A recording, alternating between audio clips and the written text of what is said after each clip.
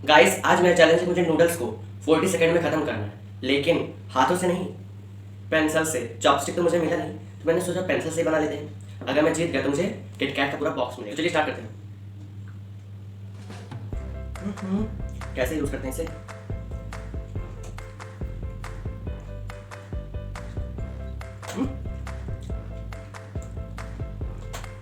इसे मैं खा नहीं पा रहा हूँ।